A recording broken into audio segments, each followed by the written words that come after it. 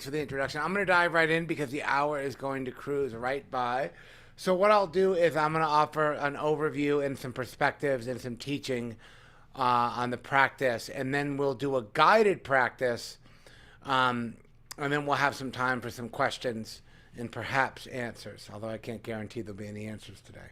Um, and I like to do this because I find that by doing I find that if the talk that I give is in somewhat alignment or underpins the guided practice, it's just a lot more efficient. Sometimes we do these practices and then we do a talk and we can't figure out how they're connected, and I think that that's a little bit of a sloppy presentation, and I'll try my best to not do that. So this morning, one of my friends and one of my favorite teachers has a new book out named Stephen Batchelor. Some of you are familiar with the work of Stephen Batchelor. He has a new book called Buddha, Socrates, and Us. And he's been making his way. He had a conversation on YouTube with Gil Fronsdale recently, which I highly recommend watching. And he was on the Tricycle podcast this morning with James Yaheen, and I just listened to that. So that is on my mind, and the theme of the day and the theme of his book and really the theme of his recent work is around ethics and what he calls the ethics of uncertainty. And the ethics of uncertainty is the reality that however harmless we want to be, however kind we want to be, however we feel we might embody these wholesome intentions, whatever we do or say or don't do or say, there's no certain outcome. We can sometimes say something to another person that comes from a very good, kind place, but it doesn't mean it's going to be received that way, nor does it mean that it's going to go well. So when we're kind of prompted with how to live in the world and how to be good people and kind people, we can't really guarantee that these outcomes of our intentions and our actions are going to be fruitful, and that makes the whole project very risky. To live an ethical life is to be a risk taker. And as you probably know, if you're in other religious systems, and Buddhism certainly falls prey to this, sometimes we think if we follow certain rules or certain dogmas or certain precepts that we're guaranteed to have these favorable outcomes. And I can assure you nothing could be further from the truth. Trying to live an ethical life is risky. And it comes with a great deal of challenge. So I want to talk about that from a Buddhist context.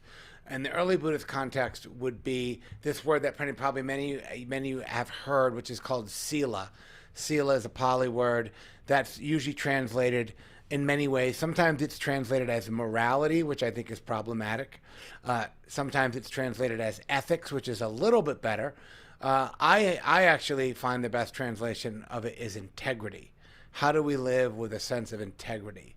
And how do we live in a sense of integrity where my behaviors and my values are in alignment? So it's really being in alignment. And it's not being in alignment with some dogmatic list of rules on the wall. It's being in alignment with my own personal set of ethics. What are my values? Because even though we're here on a Big Bear mindfulness meeting, probably many of us share similar values. But some of us might have values that differ from others, and some of us might have values that are really, really important to us. Maybe something like honesty, or living in alignment with climate change, or being more socially active. We all have a template, a personal template of ethics. And when I find when I'm living in alignment with my own set of ethical understandings and values, I'm a happier person. And my attempt for this particular session today is to try to take what's called sila, which especially in the 5 precepts in the Buddhist paradigm, sila is largely oriented with behavior. Don't kill, don't things that don't belong to you. It's really kind of a behavioral system about how one acts, which is totally fine and appropriate and necessary. But my goal is to say, can we bring the sila element of practice in from the behavioral? Can we expand it from the behavioral dimension into the contemplative perspective? Can we actually train in mindfulness? Is there a way of training in our mind in a moment-to-moment experience where we are cultivating this dimension of our sila? And this is not named or talked about really at all in the mindfulness space, very little, if at all, in the insight world, although it's talked about a lot. So we do pay a lot of lip service to it, and we talk about this, and I think that's important. But I think we really want to try to understand, can we cultivate this quality of goodwill? So maybe we could just simply say that sila is about goodwill. It's about well wishing. It's about wanting goodness and happiness for myself and other people. And maybe it's that simple.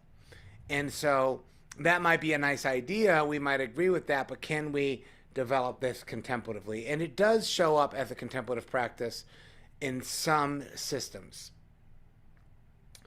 The one system where it shows up, which is the system that I actually am probably most well trained in, and the one that I teach to most, is sort of the various schools of the Burmese Sayadaws, the Theravada, Lady Sayadaw, Sayadaw U Pandita, Mahasi Sayadaw, Sayadaw Tejaniya. It's been my experience and really kind of my opinion that when it comes to cultivating the mind on a moment-to-moment level, the Sayadaws of Burma have the best system. These guys have been watching the mind for 2,000 years. They figured out a thing or two. I think we can find it to be quite trustworthy. And they have a practice, a teaching they call Dana Sila Bhavana. Dana Sila Bhavana is the cultivation of generosity and goodwill, which is really taught as the preliminary practice. If you've ever read Mahasi Sayadaw's Progress of Insight or the Manual of Insight, a lot is spoken about the cultivation of generosity and goodwill. It also shows up in what's called Sila Brahma Vihara, which is understanding that Sila is really the soil that the seeds of kindness, compassion, gratitude, and equanimity are planted in. So we talk a lot about the Brahma Viharas, and we probably should talk more about the Brahma Viharas, frankly, as they fit into the insight tradition, as they are, as I see them, as mindfulness practices, as relational mindfulness practices. But even before we cultivate something like metta, or we cultivate something like kindness, the question we have to ask ourselves is, what kind of seed, what kind of soil am I planting these seeds in? And this is well summed up in a short poem from the Tibetan tradition in 14th century, where they say, from the seed of kindness, this seed of kindness grows the beautiful bloom of compassion, to be watered by tears of joy under the cool shade of the tree of equanimity. So the Buddha speaks a lot about, the reason why I like this word bhavana. Bhavana is the Pali word for meditation. We use the word meditation, which I'll politely put this aside, but I really don't like this word meditation. I think it's very misleading. Bhavana doesn't mean meditate. Bhavana means to cultivate. How do we cultivate kindness? How do we cultivate mindfulness? How do we cultivate generosity? So it's taking something and bringing it into being, which plays very well on the analogy of seed to fruit. Now, seed to fruit is a good analogy, but then the question becomes, and I think the most important question becomes, if you've ever grown flowers or a garden, what kind of soil are you putting the seeds in? And sila is the soil of goodwill, of well-wishing, of wanting to be happy, wanting other people to be happy. So it's really an important dimension of the practice. And today we will actually see if we can attempt to cultivate this mindfulness, sila, goodness, as a guided meditation practice. And I'll say a little bit about how that might work. So how to begin with that. So when we cultivate or we learn something like mindfulness at the onset of the practice, and to kind of understand how the technical implications of working with the mind moment by moment might play out, we're dealing with basically two very basic things that we always deal with in meditation. One is attention. What am I paying attention to? And what is the object of it? We have this thing in the mind called attention, which is a common mental factor. It's in every moment of experience. And then we pay attention to an object. So we generally use the object of breathing in and breathing out. Why? Because it's a very easy object to locate. Can you locate the in-breath right now? I bet you can all do it. Can you locate the out-breath? Yes. Can you locate the felt sense of the body sitting in a chair? Yes. So the Buddha's pragmatic. He's like, let's give people objects that are easy to notice, easy to attend to. So we use the body, we use the breath. The foundations of mindfulness give us a progression where they become more subtle. We notice the body, we notice the breath, then we notice pleasant and unpleasant. Then we maybe notice the mental states, the attitudes of mind, so on and so forth. Um, However, so we're usually dealing with what's called a material object. A material object is something you can touch with your mind, easy like the breath. When we use sila or we use Brahma Vihara as an object towards practice, we are dealing with an object that is immaterial. It's not so obvious. So we have material objects like the body and the breath, and then we have immaterial objects, like an immaterial object could be kindness. Where's that? That's a little bit harder to locate than the in-breath, isn't it? But it is certainly there. And you want to be able to recognize it. You want to be able to use these as immaterial objects. Generosity could be an immaterial object. Sila, goodwill, is an immaterial object. Now, the reason why I think it's so worth doing this, in whatever learning curve you have to go through in your contemplative training to understand a heart-based object, is going to be worth it, because when you're practicing mindfulness, if you have the body, you have breath, you have sound, you have all these immaterial objects that allow you to create a contemplative container, but then you also have a heart-based object, like, oh, may I be at ease, or kindness for myself, or care for myself. It gives it the practice a little bit more teeth, a little bit more juice, a little bit more. If there's kindness in the present moment, I'm less likely to leave it. So we really want to build out a base of operations in our meditation practice where the mind starts to go, you know what, it's actually better here. I'm not going to go traveling into the past and the future and making plans and worrying about this and who said this and what about that and pick up my phone and all the ways we become distracted. We won't become easily distracted if it's just better to stay here. I mean, I think that's profoundly obvious.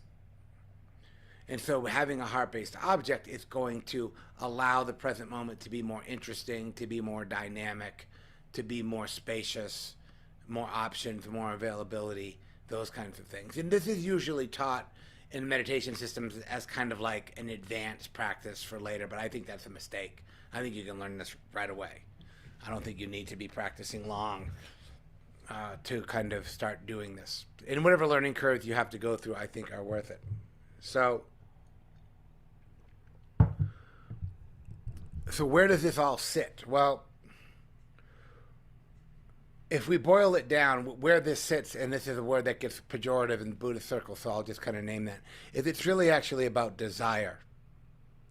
Well-wishing, goodwill, well-wishing is about desire. It's wanting. Now, the problem with this desire is it a lot of times gets lumped into this other term called craving or clinging, which is the whole territory of the Second Noble Truth. We have to separate these two. Sometimes if you look at old books on Buddhism, they'll say desire is the cause of suffering, which is a completely, very much problematic and unhelpful and inaccurate way to see the entire Buddhist endeavor.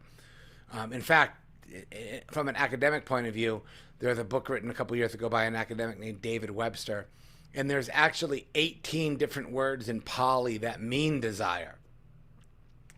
And one of the big ones is chanda, Dhammachanda, which is the desire for the Dharma, or really the desire to be free. And that's how I really want you to think about this today. That Sila is about you recognizing in your experience that you have a desire, you have a wish to be free. You know? And a freedom from. I want to be free from my worries and my anxieties and my desires and discontents about the world. That we have a desire to be free from the inner conflict, to be free from the inner judgment, the inner criticism. There's probably a lot of inner things that I would say most of you, if you were honest with yourselves, would admit you would like to be free from. And the way to be free from those is to understand that you actually want to be free from those. So Sila begins as this well-wishing. What is well-wishing? It's just wanting, this desire. I want to be kinder to myself. You know, I want to be free. I want to be, in many ways, I want to be a good person. Or maybe I already am a good person, or I recognize that I'm a good person, but I'm a little bit confused about how that works because of this ethics of uncertainty. We don't oftentimes know what to do. I don't know if you've noticed this, but I mean, I have little kids, so I see this all the time. Life is just one ethical dilemma after another. Do I let my child eat a popsicle on the way to school or not? And if I let him have a popsicle, I'm a bad dad. And if I don't let him have a, it's all that. It's just all should I or shouldn't I? And that's it. It's a whole ethical dilemma, one after the other. But if we can see what sits below that is actually I want to be a good dad and I love my kid, and I'm not really sure what the popsicle represents. Probably it's no big deal at all. It's a freaking popsicle. Get over it. Just give them the popsicle or don't give them the popsicle. It's not, you know what I mean? It's not a capital crime. But we get in our heads around this shit in a big way. And we really, really suffer over like little ridiculous things. And then if we then I give them, let's say I give them the popsicle on the ride home. I beat myself up about how I can't put my foot down and I'm letting my 6-year-old run everything. And now I'm listening to some podcast about parenting and I'm a bad parent because my kid's having sugar and sugar's so bad. He's going to get addicted to sugar. And it's just like, dude, that is not helpful. And how long did that take? Boom, right there. I mean, all of a sudden I'm a terrible person because my child had a sugar popsicle on the way to school at 7 in the morning. What kind of a person would do that? You know what I mean? And that's not freedom, you know? And so we really want to get down into this, like, I really want to be free. I want to be good to myself. And so we can really cultivate that. So that can become an object, just like the breath can become an object. Right. So when we get into the guided practice here in a few moments, just to say that the instructions that I'll give this afternoon will probably be a bit different than some of the meditation instructions that you've had in the past. And so my suggestion is just to try it on and to just kind of inquire within to see these things, because we're not doing mindfulness of breathing. We're not doing a bunch of stuff that you already have probably learned enough anyway. And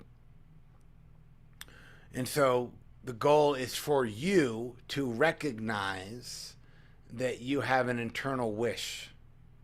Now, it might be to just be free. Maybe that language works for you. I want to be free. Maybe I want to be at ease. Maybe it's I just want to have some ease. Maybe it's contentment. I want to be content. Maybe it's just so simple as I just want to be okay in this world. You know, sometimes we got to get the bar like down to a reasonable level. Like for me, it's like enlightenment and liberation and all these words behind Buddhism. Man, I gave up on that shit a long time ago. I just want to be free. I just want to be okay. I just want to make it through my day without hating on people or hating on the world. You know, sometimes that's what happens in long-term practice is you just start bringing the bar down a little bit more. You know, enlightenment, probably not. I gave up on that project a while ago. Liberation, maybe not. Let's just like get through the day. You know, let's just be kinder to ourselves and the people around us and have a little bit more sense of ease and a little bit more sense of well-being, because that's very attractive, especially for most of us right now. So I'll kind of do some broad mindfulness that you're used to for a while, and then we'll shift gears into this, and then you can have some questions and we can talk about it a little bit. So I thank you for your willingness to participate. You can just kind of let your body adjust, take a few moments to adjust into a posture that feels good for now.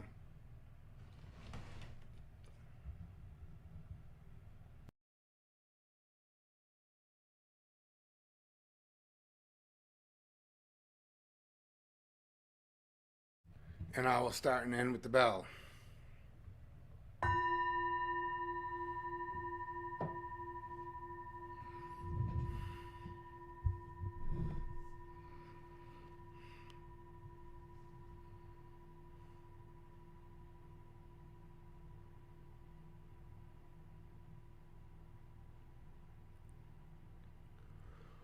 So just taking a few moments to settle into your body posture.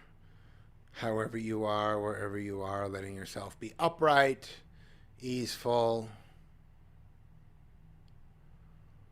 and then making contact to connect fully with your present time experience just as it is. The body seated, the body breathing, being mindful when the body is breathing in right now, mindful when the body is breathing out right now.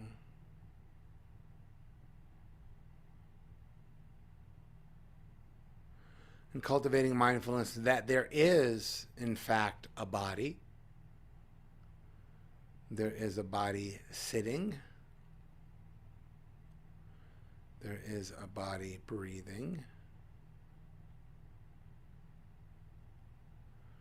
The body has comfort, discomfort, areas of the body where there is warmth, coolness.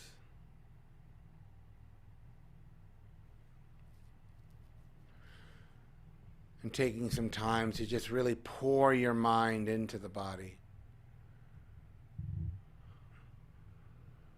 The body is like this right now.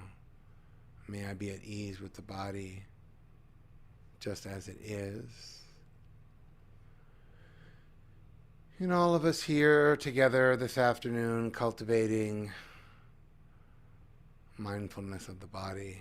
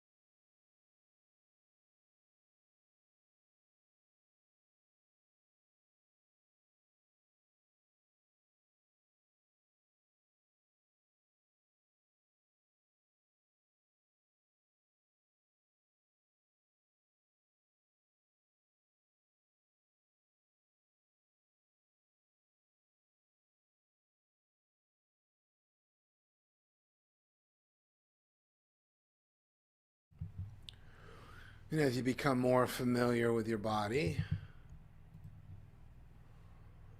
you can slowly move down. So starting at the tip of the chin and slowly moving down through the neck and throat area, seeing if you can relax or let go of any tension or tightness that you might be holding in your neck or throat.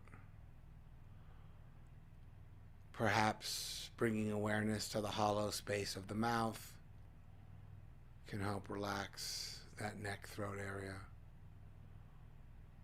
Down into the heart center area to observe the rise and fall of the in and out breath as it comes and goes on its own. Breathing in, breathing out. Across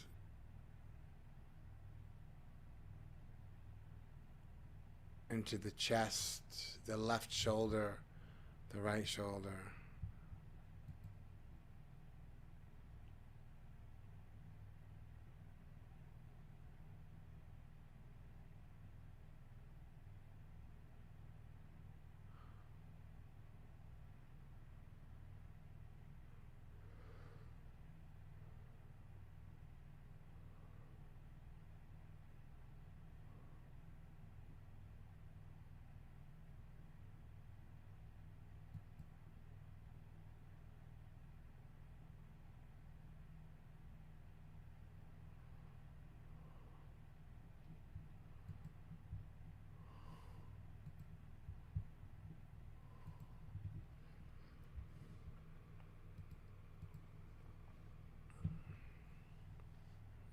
And then slowly moving down from the chest into the belly, softening the belly, expanding with the in-breath.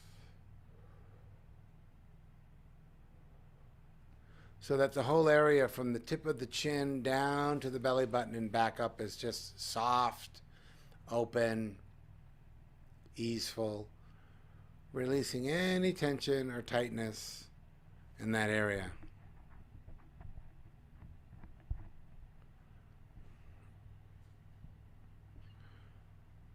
Any tension or tightness in the belly, the chest, the neck,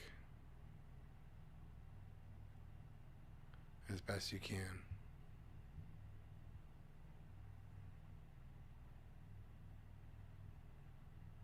And allowing your full awareness to rest in that location.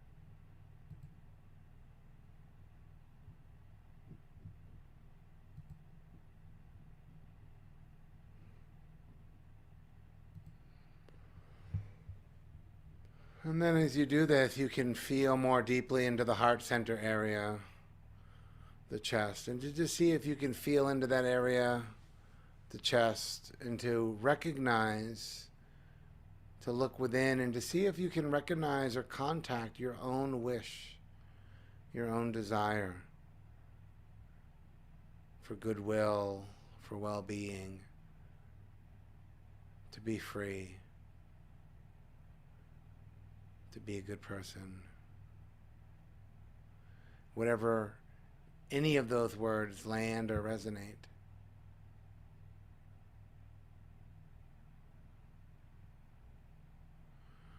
That there is within me this desire to be free.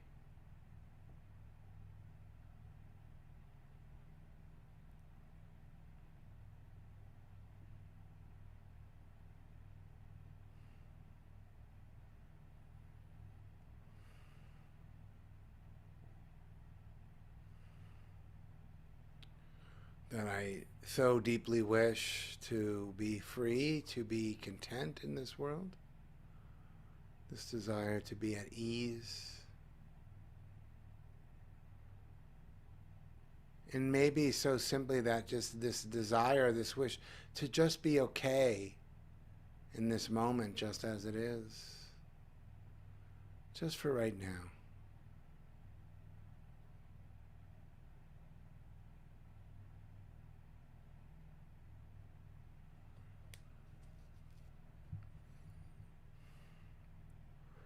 And as you tune into the body or to the breath, to see if you can bring into the practice today this recognition, this quality, this desire to be free.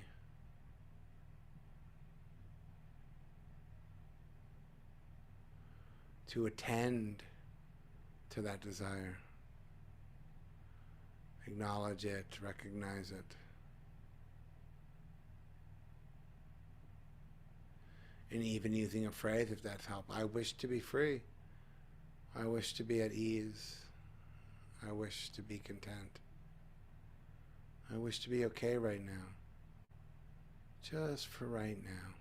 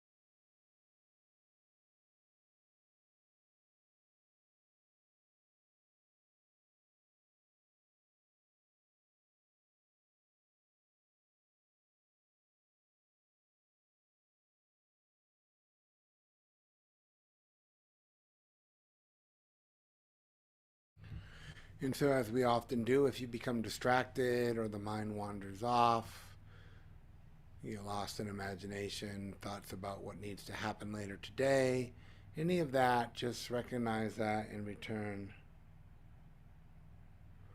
Just returning back to the breath or the body, or returning back, reconnecting with this wish, this basic desire. So we might return to the breath and we might say, I wish to be free. I wish to be at ease. I wish to be okay.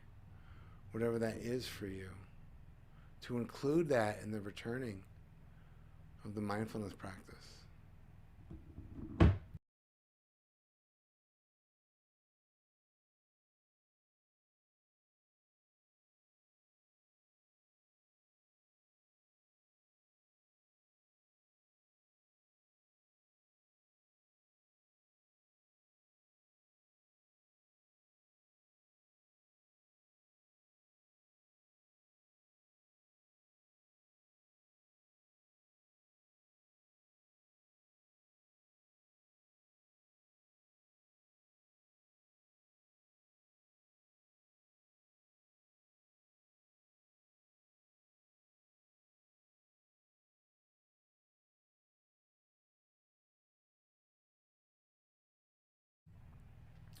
And if you find that you're able to connect and to sustain your attention through this well-wishing, just let that be the object of the practice. You might notice there's a felt sense in the body at the heart center area or just below where that intention might be embodied.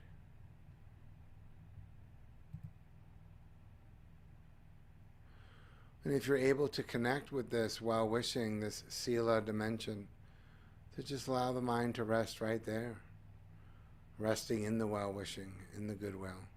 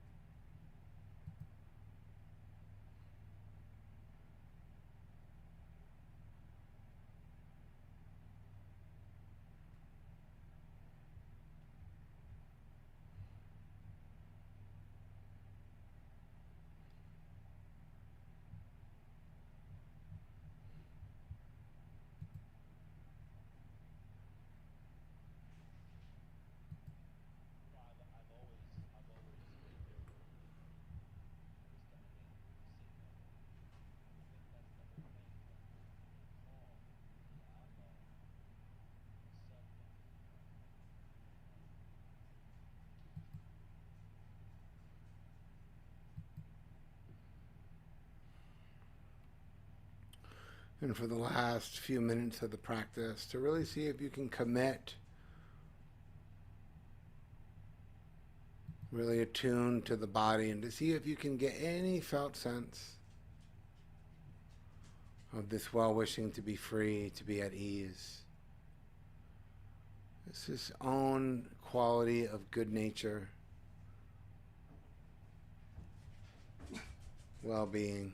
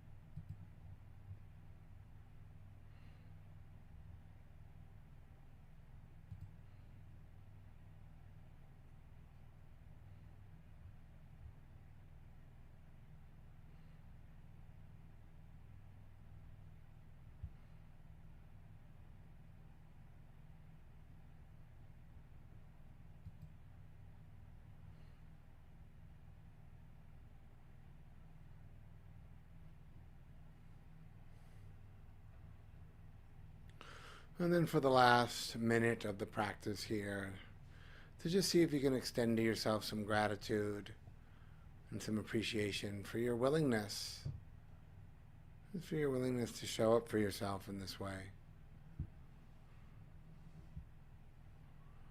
Offering yourself some thanks and appreciation.